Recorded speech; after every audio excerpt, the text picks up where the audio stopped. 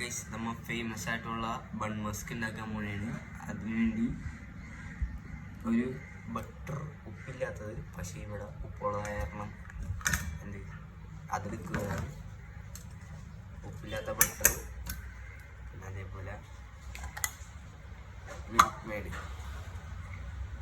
ഒരു ഇത്തിരി milk made,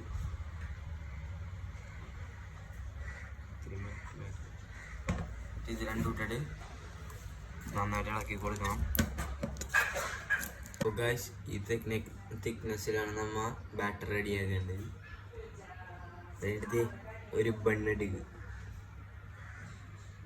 അപ്പോൾ ഗൈസ് ബണ്ണെടുത്തിട്ടുണ്ട്, അതൊന്ന് കട്ട് ചെയ്ത് കൊടുക്കുക. ആദ്യം പകുതിക്ക് നല്ല സോഫ്റ്റ് ബണ്ണുണ്ട് കട്ട് ചെയ്ത് കൊടുത്തിട്ടുണ്ട്. എന്നിട്ട് നമ്മൾ ഈ മിക്സ് ഇതിലേക്കൊന്ന് തിരിച്ചെടുക്കാം.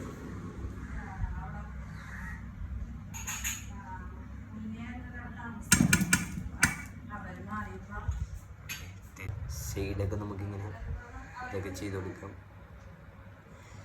ഇതിലേക്ക് കുറച്ച് ജാമൊക്കെ ആഡ് ചെയ്തിട്ട് തന്നെ അടിപൊളിയായിരിക്കും.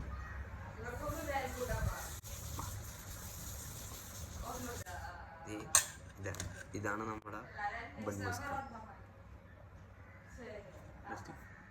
അപ്പോൾ ഗൈസ് നമ്മുടേതായ രീതിയിലുള്ളൊരു ഇറാനി ചായയും ഈ ബൺ മസ്ക് ഉണ്ടാക്കിയിട്ടുണ്ട്. നമുക്കൊന്ന് ടേസ്റ്റ് ചെയ്ത് നോക്കാം. ഇനി ഇതിൽ കഴിച്ചു നോക്കാം.